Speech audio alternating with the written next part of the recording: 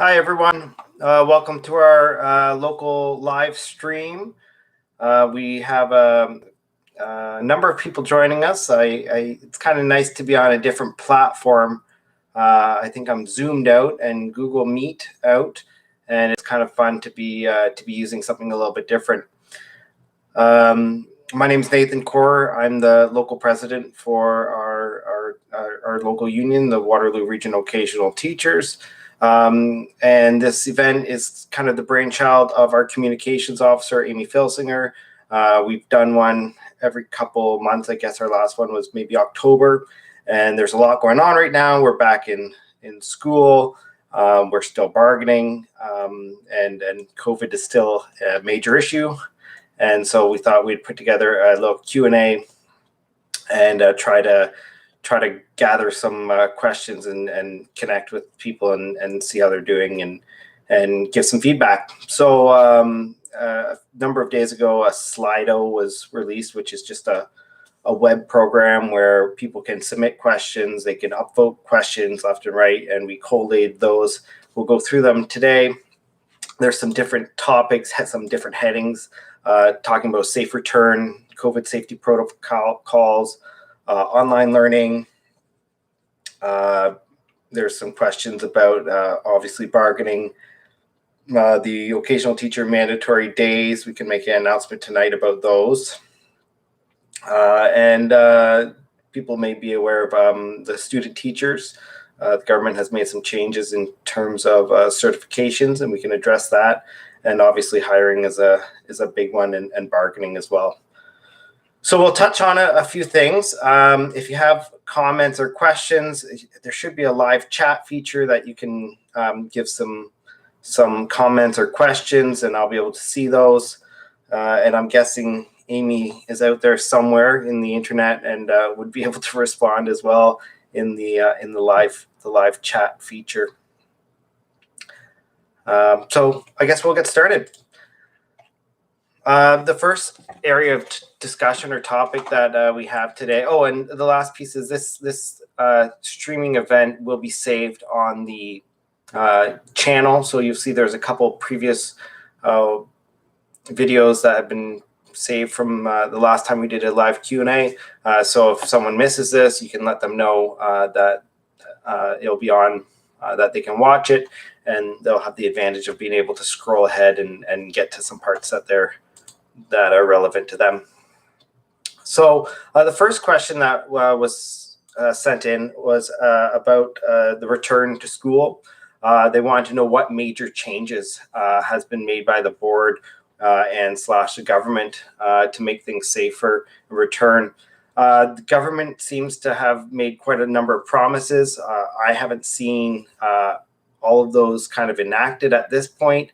Some of the promises that we're seeing for this return to work has been to schools, I should say. School has been going on, but into the buildings. They talked about more asymptomatic testing. They talked about enhanced screening and PPE. Realistically, the only thing that we have seen at this point is the staff screening protocols that have been put in place. Fairly limited, and I would suggest a little onerous to be able to do that. I would suggest those screenings were taking place previously, and now it's a verification process. So that's the only major change we have seen. We're going to still be pushing ourselves, and provincial will be pushing on the asymptomatic testing, because I think that's a big piece to understand where COVID is and how prevalent it is in the schools.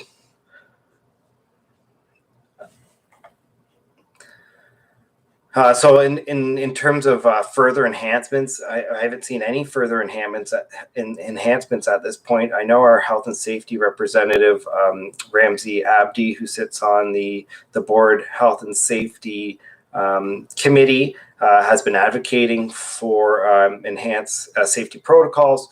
Unfortunately, unless public health is deeming the schools or deeming the what's in place as unsafe, the boards haven't responded to make enhancements. It has been very tricky. There's a question about permitted to wear N95s or to double mask. Actually, I just saw today the CDC made recommendations about or acknowledgement of the impact of the enhanced impact of a double mask system. It says particularly when on lunch duty near unmasked students. I mean, the rationale's there. Right now, the board has said that they're not looking to make any changes to the PPE expectations. However, I think we're going to continue pushing on this as an option for the members. I understand that there's a bar that the board wants to set as a minimum, but I think it should be that if our members are looking to enhance the minimum, they should be able to do that. The board's concern is obviously is where they draw the line when people are starting to bring in their own equipment and it's not authorized. They want to make sure that those minimum standards are there. But this is something that we're going to keep pushing on, is that ability to go above and beyond. There's a quick question about goggles. If people remember back to September, there was this the cheap, I think they were made by a board game, Heads Up, the masks, and we did some heavy pushing to push for the goggles. And if you are working as a daily occasional teacher, or if you're in an LTO, you should be able to acquire those goggles from a school. If you're unable to get those goggles, then reach out to the union and we'll look into it. But that was a successful change in practice.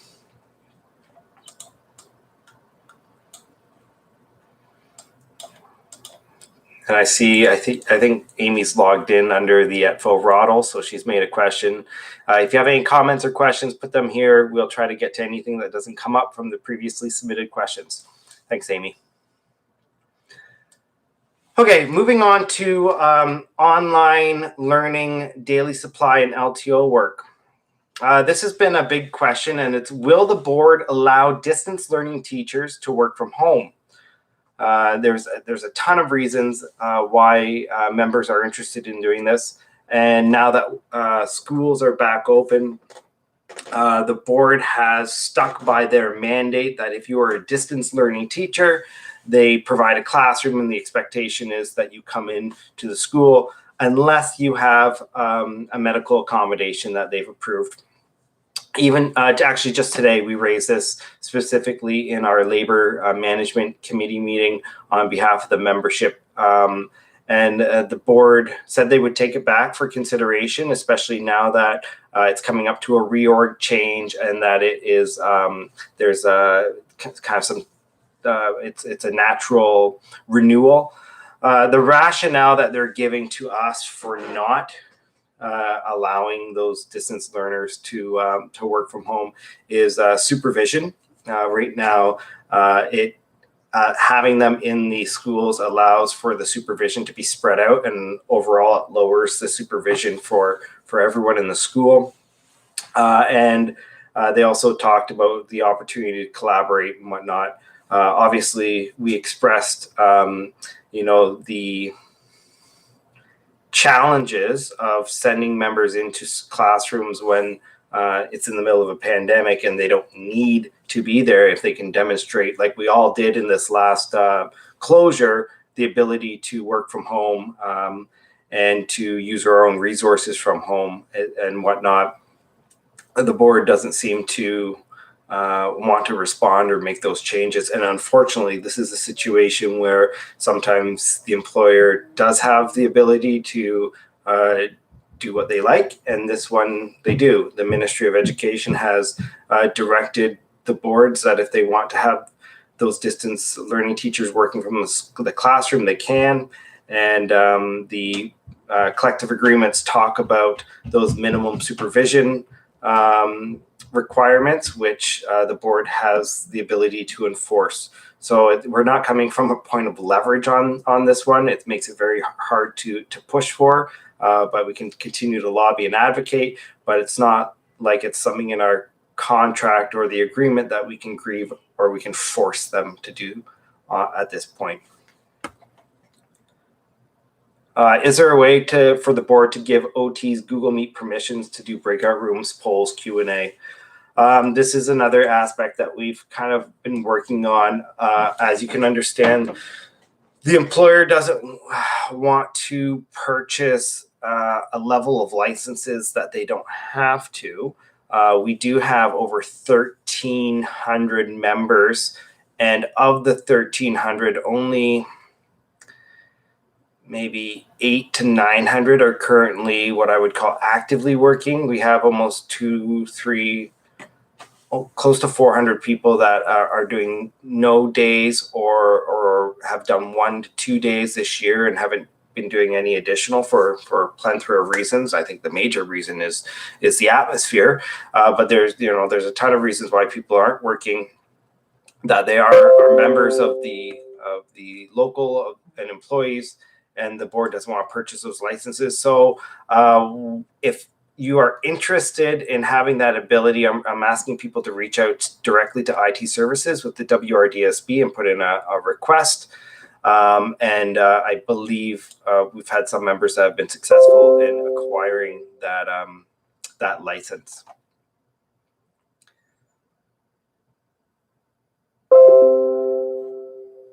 Next question was in regard to, sorry, I'm going to try to change some notifications here. I'm getting some beeping in the background from a Facebook group. Okay, here we go. Back pay, quarantine pay. So I believe, one of the items that we were pushing for back in the fall that we were successful was our LTOs, if they are in a situation where they are asked to isolate due to an exposure or COVID itself, they have language. We have language in our collective agreement that talks about isolation pay, quarantine pay, and they're covered for that period. Our daily occasional teachers didn't have that support or that language in our collective agreement. So we went and we talked to the board that this was a fear of vocational teachers. It was contributing to fail to fills because people didn't want to work knowing that they could be exposed and there would be no financial compensation. So I believe it was in November or December, the board agreed moving forward that if someone is exposed and asked to isolate as a daily occasional teacher, and it's as a result of them going to work, that they would cover their lost finances during that period. And so that's a huge success. But unfortunately, they're not going to go back prior to that agreement in November or December when that was made or announced. I think it was December. So moving forward, they have the protection, but unfortunately that previous period, you would have had to have relied on the federal reimbursements. Okay, this you're going to hear it first today. The daily occasional teacher mandatory days. We are in the process of working with the board, negotiating about outside of formal negotiations, but every day is a negotiation, talking about the mandatory days, the minimum days for this school year. The board is considering waiving them. Our own local executive needs to look at that piece. One caveat is that the board has put in a piece that if we waive those minimum days for members, then those members wouldn't apply to what's called the cap. We have a certain cap of membership. Now, they're not at the cap, but the reason why we have a membership cap in times when there is not a lot of work, it's so that people can get enough work to sustain themselves. Now, we haven't been at that cap for a very long time, but the board is going on hiring bouts, and it's possible they could get to that. So we have to have some more discussions about that, what the board is thinking about those minimum days, because we'd hate to agree to waive those minimum days. And then we have hundreds and hundreds of new hires come in, and there's not enough work for anyone. That doesn't work for anyone. So once we get that information solidified, we'll put out an announcement in terms of mandatory days. Now, that being said, If you are not getting your days because you're worried about COVID, or you're on leave, or there's a medical reason, submit to the board and request a leave of absence. There's no reason. I believe the board has been granting leaves of absence for medical reasons, for all types of reasons, if you are unable to get those days. So as a backup, you should always, if you're unable to work, you should be applying for a leave of absence from the board.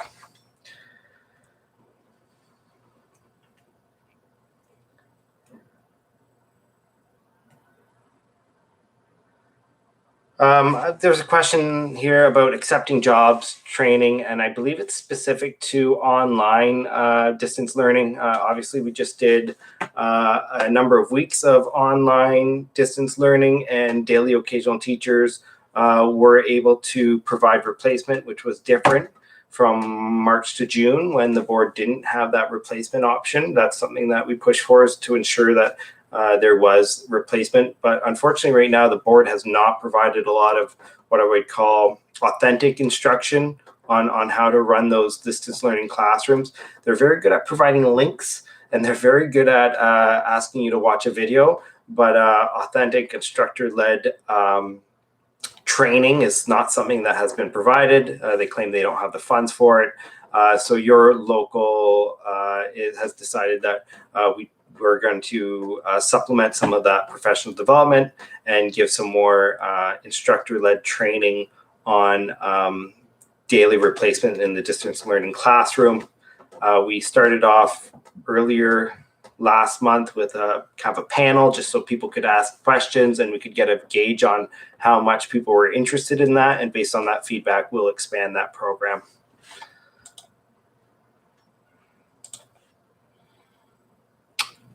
I have a question here about student teachers currently being hired by the WRDSB to fill supply vacancies.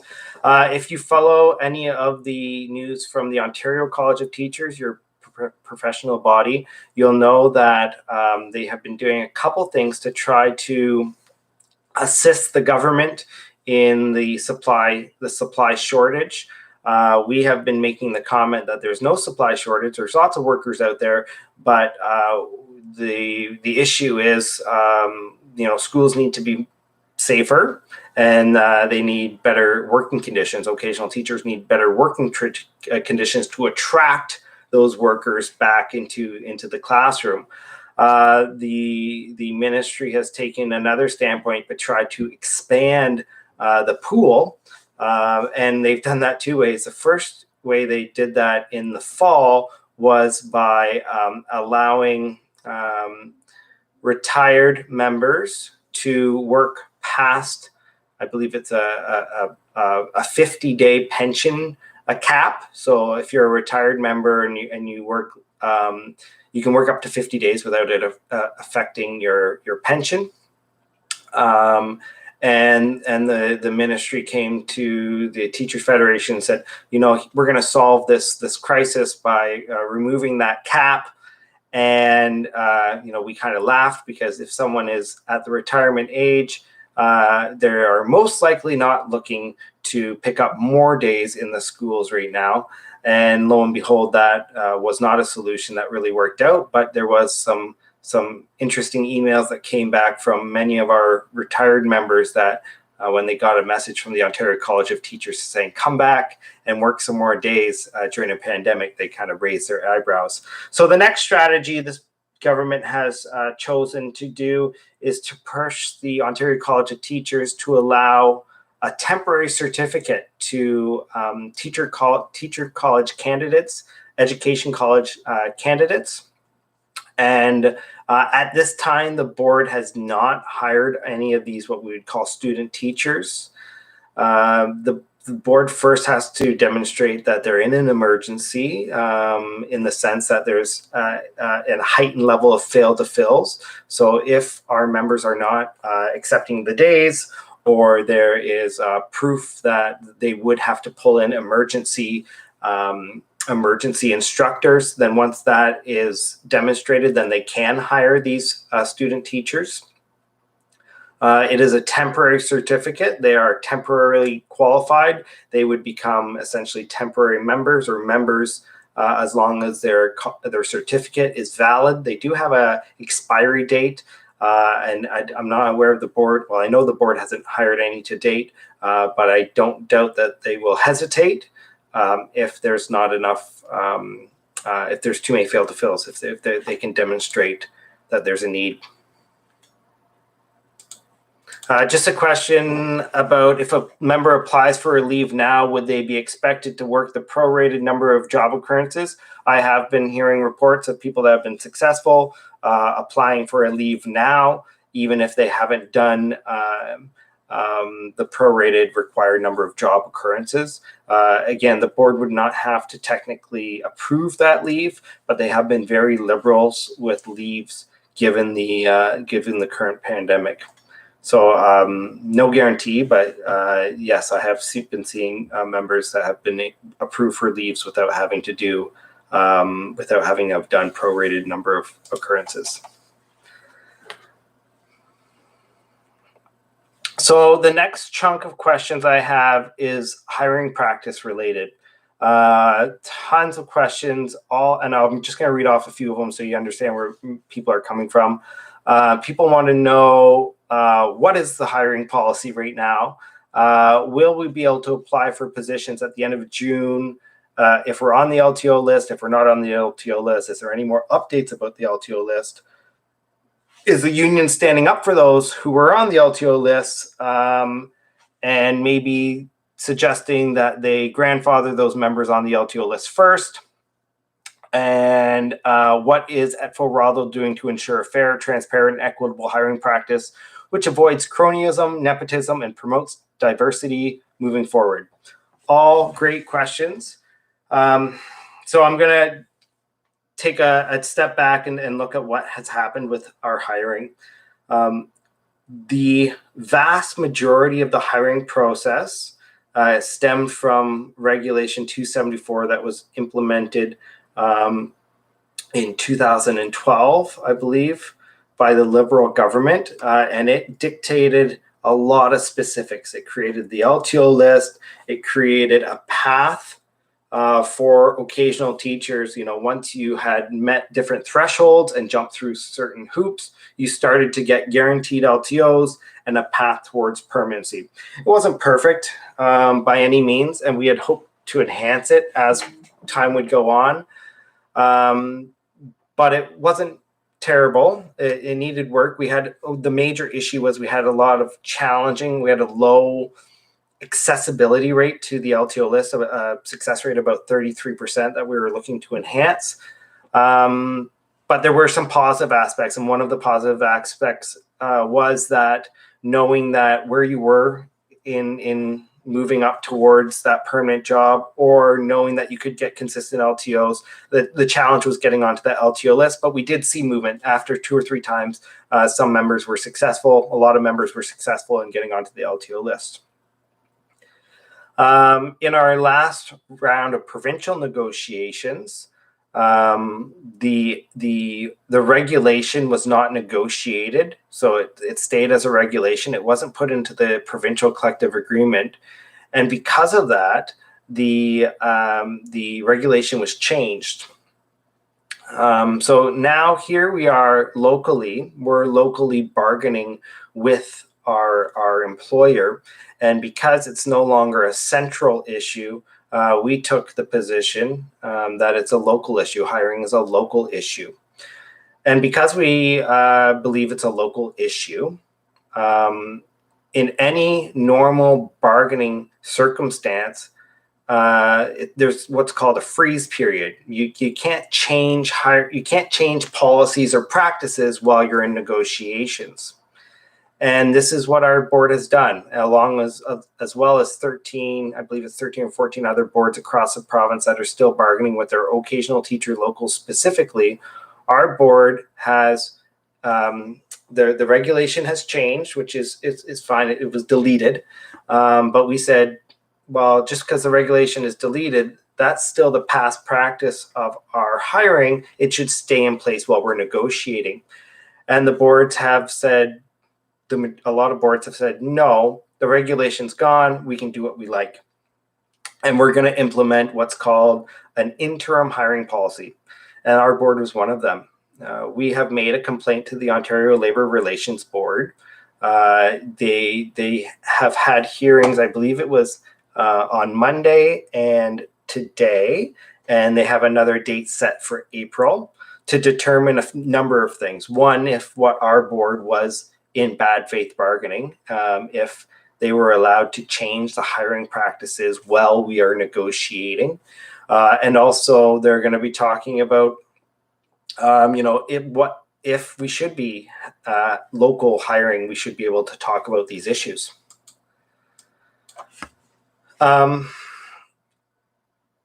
that's where we're at now, in the sense that the board has put in place these interim hiring practices. They've posted them, I believe, one time on the Google group, the occasional teacher all staff notice method, and they're following it, and it is pretty open. It basically says that they are to interview the most senior qualified candidate on the LTO list, the person in the LTO list, and whomever they would like. And so jobs are open across the system. You are able to apply directly to permanent jobs. You're able to apply to LTOs. The LTO list has no real bearing. It's basically a free for all, which some members might be happy about. However, given that there is no transparency in the process, there is very little information about the process, it does revert back to a time where it's who you know, and the principal that you have the best connection with. And it's also often it's a race to erode the collective agreement, right? You get asked to be the person to run 3 or 4 clubs, to give up your prep, give up all these items that we have all fought for in our collective agreement, and it's a race in the bottom to be the favorite. And that simply is a really challenging process from a union standpoint, when we're trying to make sure members know how long it will take to get a job. They know what they need to do to get a job, what they need to work towards. Right now, it's almost like throwing the dice. Getting an interview for a position. I mean, I can't even understand how a principal is looking through 60, 70 applicants. Realistically, they're looking for a name, and I can't imagine how they're doing it in any reasonable or fair manner. So that's where the hiring process is. So the questions about what will the June hiring process look like, it's impossible to tell where we are bargaining hiring practices.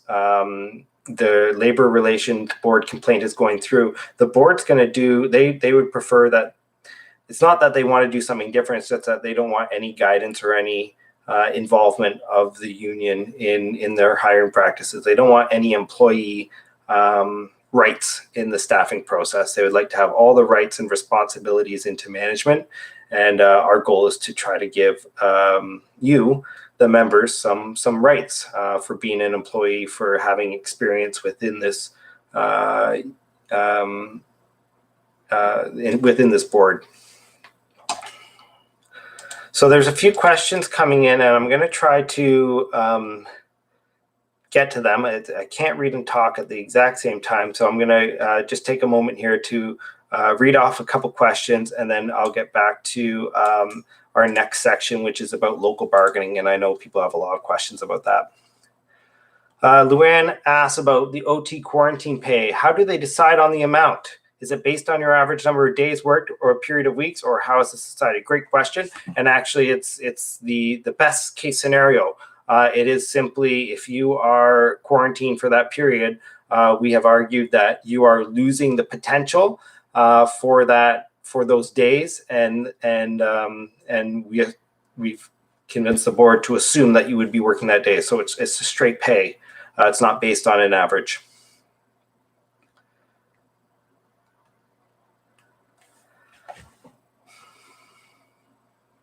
Anne has asked about a leave where you can come back if you're getting vaccinated. You can come back from a leave at any time. The board would never, the board doesn't stop you from coming back from a leave. You just give them a notice and come back from a leave. So, if you want to take a leave and then things change and things, your life changes or something like a vaccine or your comfortability, then you just end your leave and come back. They won't force you to take a leave. Karen is asking about the future hiring of student teachers. Should the board perceive a need? Would they ask to teach in fail to fill situations only, or would they be given equal access to the job board?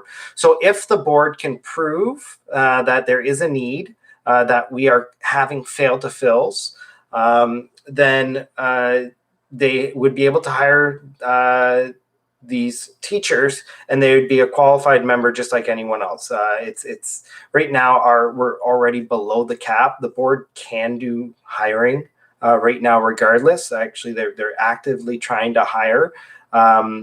So they would be able to teach just like any other member. They have a qualification. They're qualified under the eyes of the government. They would be paying dues. They'd be a member just like anyone else. The only twist for them specifically is their university, their teachers college, has said that in order to finish their practicum and have the days apply to their practicum as practicum days, they would only be, and this is their restriction, they would only be able to supply in the school that they're doing their practicum in. And this is to do with the principal would be technically the practicum advisor at that piece if they were working as a daily occasional teacher. So that's not something the union would limit to them, but that's something they would have to limit themselves in order to get their practicum days in. That's a great question. Karen says, yesterday I was told by a student teacher in our board that she has been hired and that jobs offered are at the administrator's discretion. Maybe they've been hired by a different board. Karen, I sat down with HR today and they had told me that they haven't done any of the hiring of student teachers yet. So if you have different information than me, I'd love for you to send me a private email with the person's name. I could reach out to them directly to get some more information, because as far as I know, the student teachers have not been hired, and if they are hired, they would become members with us. So I'd love to know if that is true. Luann asks, are those from secondary panel now allowed to work on the elementary panel? We've always had, there's never been a change in terms of restriction on who can apply to our to be members. Again, we are significantly under cap at this time, but there was a posting that was sent out to secondary teachers with the WRSB asking if they would be interested in applying to be elementary occasional teachers, and we have no input or kind of say in who they advertise that job out to. Yeah, the board's continuing to hire. We do still see fail to fills, and the board will be posting to all types as long as they keep saying those fail to fills. They're going to be trying to hire more occasional teachers. We do have that cap, but we're not anywhere near it at this point. I haven't talked about March break yet. It is on the to-do list, so I'll move along into local bargaining. Local bargaining has not been easy. The biggest hurdle is hiring. The fact that we have this complaint about them changing the hiring process outside of bargaining. The board doesn't want to talk about hiring. We do. We want to ensure that there's a what we would call a fair and transparent process, a path towards permanency, or at least a path towards knowing that you have consistent LTOs. It's a priority for the local. Some of the things that are getting discussed that we're working through, the board is really looking to increase those minimum days They want to talk about the cap that we have. They wanted to make some changes around the grievance process, updating different family care language, some experience language. We've been wanting to talk about the days to LTO, how long it takes to get to an LTO. We've wanted to talk about job integrity, so days getting canceled at the last minute or jobs getting canceled and switching by the administrators. We've talked about holy days and some adjustments to the process for having access to religious holidays. Report card support when you come into an LTO. All those items are part of this package that we're hopefully developing with the board. Obviously they have goals that they want to resolve. We have goals that we want to resolve based on membership feedback. But hiring is a big one. The fact that it's no longer a central issue, the fact that it's a local issue, it's by far the priority that we get emails about, and people are worried about. They've done all this work, they know the process, they don't want to be penalized or at least losing all that headway that they've made. And they want to know that there is a path, that it's not just a random roll of the dice, that being an occasional teacher means something in towards LTOs and a permanent job. Realistically, things have slowed down though, because we need information about what the board is looking to have for their hiring, and they don't want to make any decisions on what their goals are until this labor relations complaint comes back. So there is a package being developed. The hiring process is slowing it down quite a bit, but we're not at what would be called an impasse. If we reach an impasse, you'll know, and we'll have to talk about next steps as a local. It is a slow process.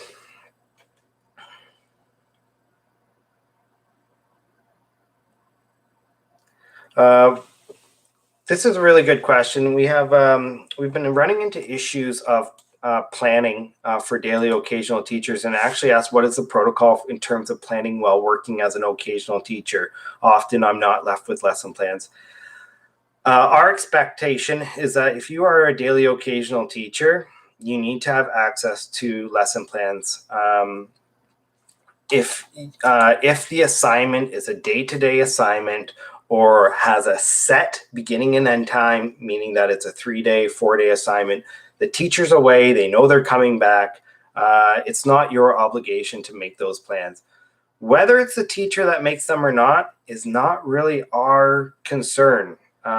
It's between us and the employer. So the employer can determine who's making those plans, but it's not going to be the occasional teacher, because you don't know the classroom, you don't have long-term plans, you don't know what they've been working on all week, and you're paid $240 a day. Okay, if they want you to plan, they can pay you at grid, just like an LTO or a permanent job. You're paid at an enhanced level for assessment, evaluation, all those things that you do. The exception, sometimes you fall into an LTO. Sometimes you go into a daily assignment and the principal pulls you aside and says, hey, Nathan, the teacher's not coming back. We're not sure what's going on, but we need you to come in tomorrow. And you know what?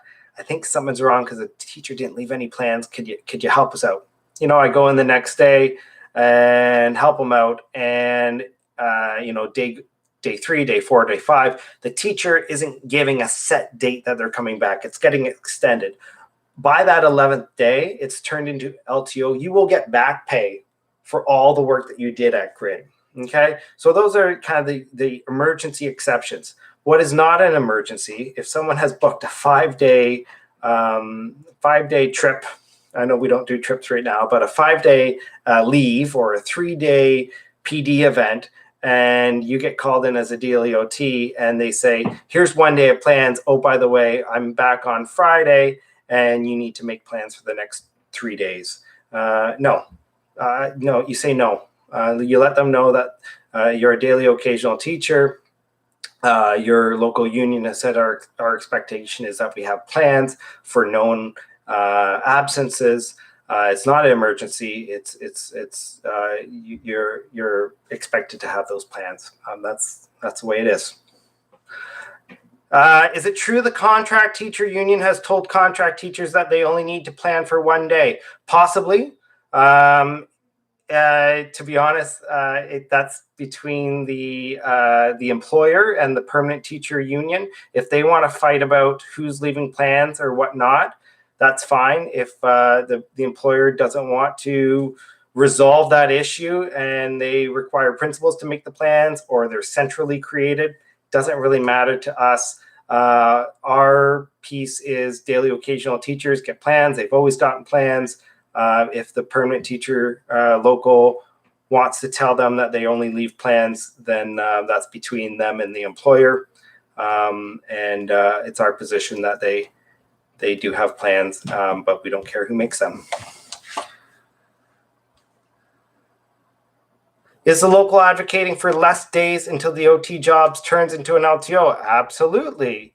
That is a bargaining priority that we're working towards, and it adds. I mean, it's an easy argument that that 11-day is a real problem because often there are 2-week absences, and if it doesn't make to that 11th day, it's not a posting that I would want to pick up to do a 2-week assignment and not have it be paid at grid.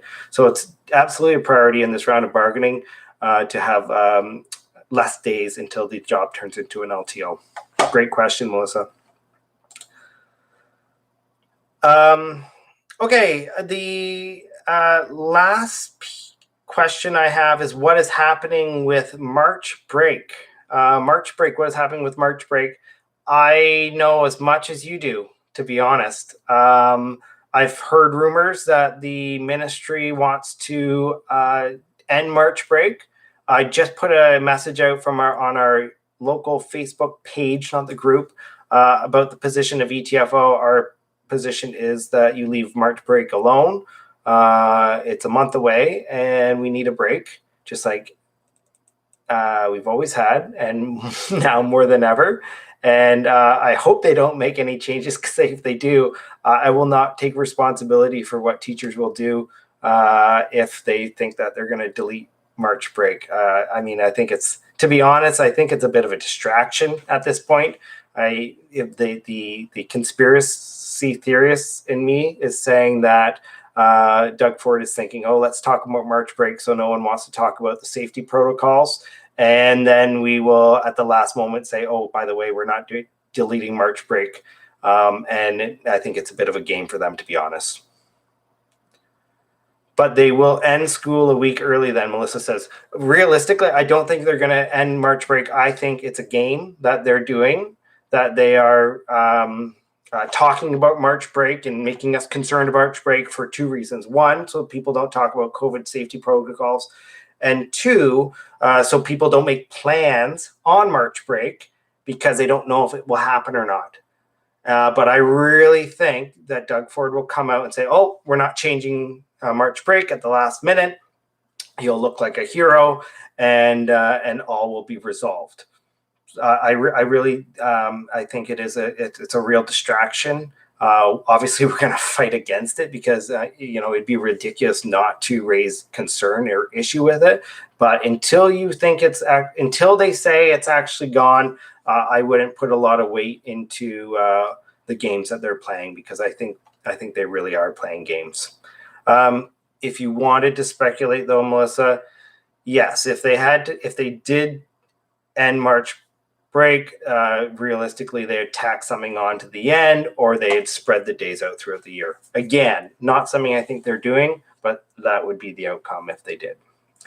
And Jenny Bittner's absolutely right. Teachers are paid for 194 days as per the Education Act, so that's why they can't actually just add on days.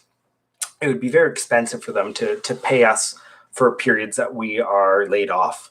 And that is the case in those days that they have. Those are unpaid days. March break are unpaid. The summer's unpaid. Christmas vacation, winter break is unpaid. Those are all unpaid days. And if they wanted to work us them, they would on top of the 194, they'd have to pay us, and it'd be very expensive. One last question about daily occasional teaching is, can the principal reassign me because I have a fail to fill? Unfortunately, yes. This is something we're trying to fix. We call it job integrity. We have cancellation language that basically says if you are no longer needed, if you show up to assignment, they cancel it, they can reassign you in that school or within another job site. They'd have to pay you mileage, but they could reassign you.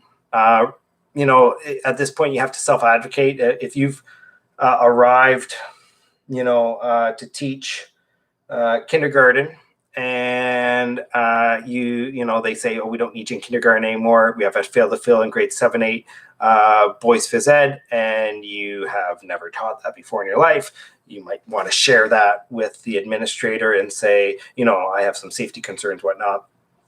But realistically, they do have the ability to cancel you and reassign you. It is something we're trying to fix in this round of negotiations so that there is something called job integrity. And we have expressed to the board that this is one of the reasons why people might be fearful of picking up jobs is when the board does this, when an employer does this, the principal does this, you lose a little bit of faith in them. And you might not pick up a job at that school next time if you're constantly being reassigned. So job integrity is important. It is something that is on the bargaining table. Jeanette, I think we talked about a little bit about the minimum days. We're trying to have negotiations with the board outside of formal bargaining about waiving the minimum days for this year. Stay tuned.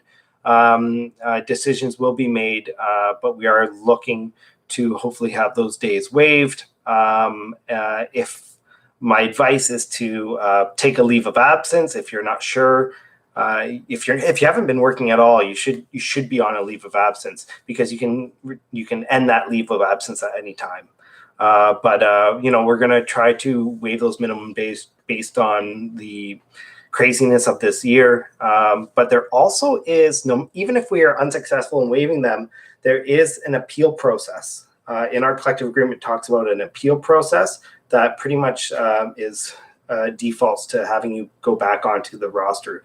So even if you do, worst case scenario, there was the enforcement of the minimum 10, there's an appeal process that's very, very simple. You just write basically why you didn't get your 10 days and you'll be back on. So that's not an issue. Nathan and Sarah, Emily and Sarah have a question above rebargaining. I know I'm trying to follow along. Sarah asked, just want some additional clarity about the LTO list. Are interviews still happening? Why did the board even open the list if their hiring practices are still to render the list useless? That's a really good question. I have no idea what the board's thinking. The LTO list only stems from Reg 274. It is referred to in their interim policy.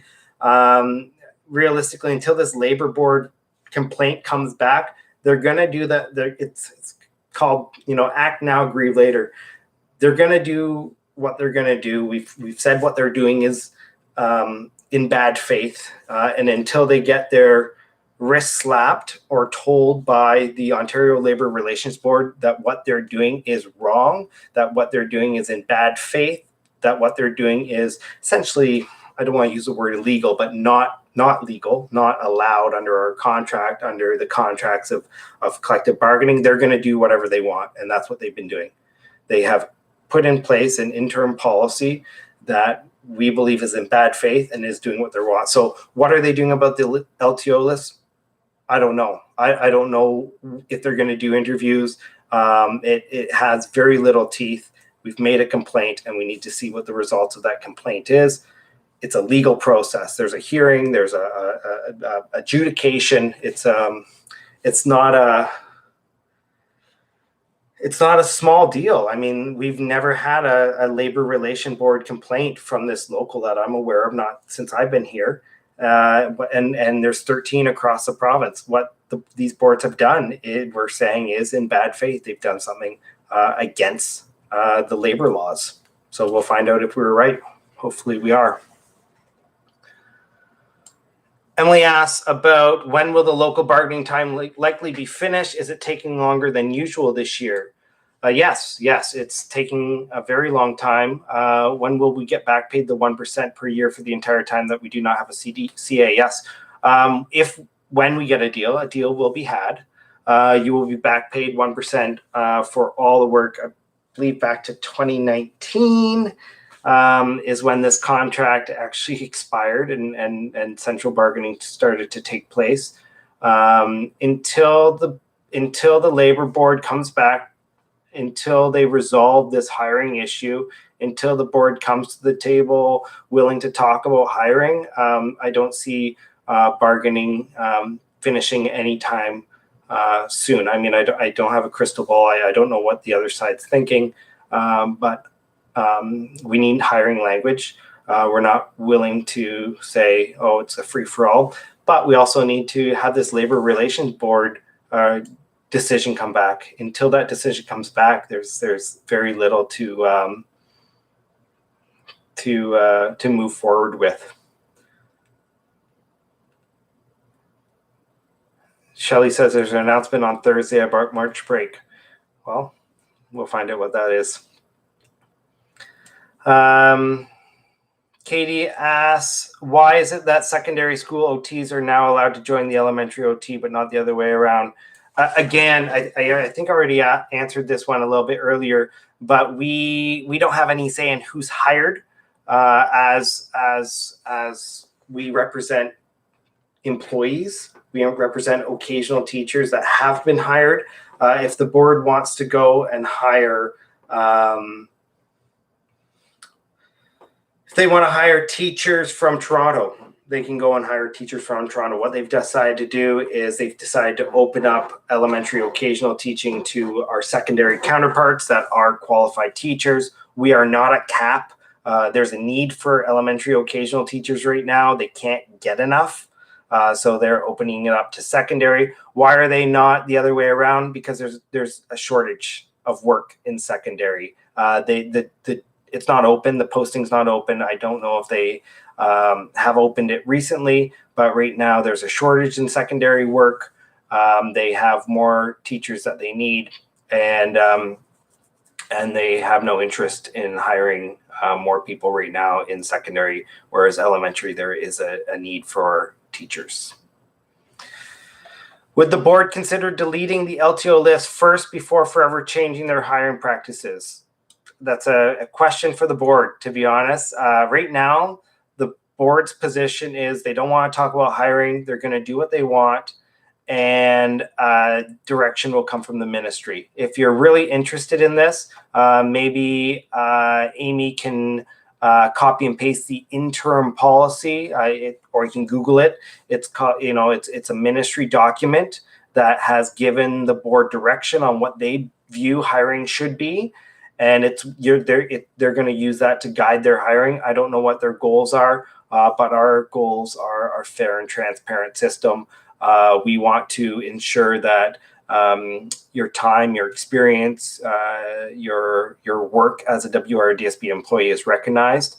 So realistically, they're not considering anything right now. They're considering nothing about hiring because they don't want to talk about it. Thanks, Debbie. Thanks for the kind words.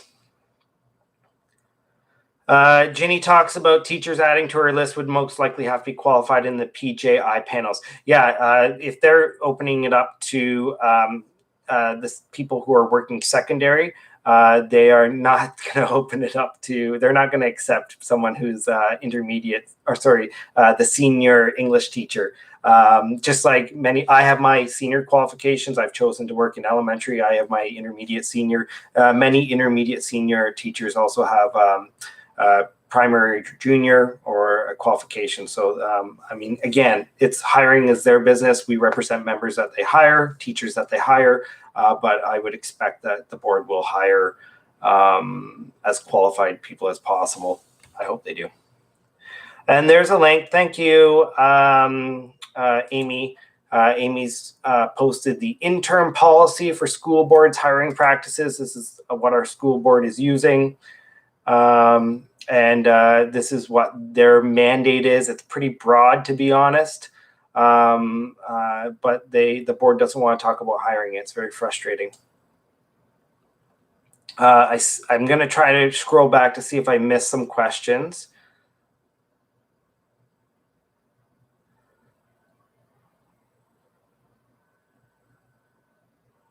I think I've covered most of them. If not, if June placements do not take place, when will LTOs be posted and the new hiring process take place? So the hiring process, the hiring policy that the board has put in place is posted. It was posted, I believe, back in December. It's on the board has posted it on the Google announcement. They did an all occasional teacher announcement on their Google forum, their process. Amy has posted a link to the interim hiring policy. There's not a lot of information there. I'm going to say it's pretty much a free for all. There are essentially no process or rules for hiring. The board is picking and choosing who they would like. It's gone back to what I called the good old days of who you know and however you can get that interview. So what will it look like? We'll have to find out through bargaining. Our position is that there is a process there, that your experience is recognized, that your time as an occasional teacher, that there is a clear path towards permanency or a clear path towards consistency. The board's goal is that it is up to the administrator to pick and choose who they view as the best fit. Two very different things. Will it be a hybrid in the end? Who knows? Will LTOs come out in June? Yeah, jobs will always come out. Positions will come out. And right now the board is using the interim hiring policy, which means lots of interviews and principals picking the best fit. What will June look like? I'm not sure, but based on what they have right now, by June we'll have a decision on the labor board, and hopefully we'll have a deal and all that stuff will be resolved. But there's a lot of unknown, and it's very challenging bargaining. The board does not want hiring to be on the table, and we do. And we might be having to come to you to see what we want to do as a membership, as a local, for more pressure to see how important this is. There are options, just like there was options with the central table. We have, as a local, have options as well. So eventually your bargaining team will come to you with either a deal, or they'll come to you asking for leverage on how to get a deal. We'll present to you where we've gotten on those issues like job integrity, days to LTO, minimum days, all those items that we know are priorities for our members, and you will decide if it's good enough, and you will decide if this contract is up to your expectations. No one's ever happy in the end, but we always try as best we can. It's challenging. It's very challenging and stressful times right now. I think we've been running for an hour now. If I've missed anything, please send an email. Please reach out to the local, to myself. If you haven't called the office lately, we're going to probably be back in more consistently, actually, in the office now that the emergency orders will be ending, I think, on the 16th. We've been trying to do virtual. I know that we have been sneaking in every now and again. But Ramsey Abdi is our acting first vice president. Marsha Oxley had a little baby boy over in December, at the end of the December there. So if you get another voice, Ramsey Abdi is there. And I just want to thank Amy as well. And I see some executive members on the chat, and I want to thank you all for your work. We've been meeting monthly, and you are being well advocated for. A lot of the questions, a lot of the concerns that we're seeing on this chat that we saw submitted to the Slido are questions that your representatives raise all the time. and you know, we're continuing to push the employer to improve the working conditions and doing as much as we can. It is challenging times. I mean, I'm working from my basement right now. So anyways, I wish you all the best. I hope that I know I wasn't able to answer all your questions, but we'll continue to advocate, and hopefully we'll get closer to a deal.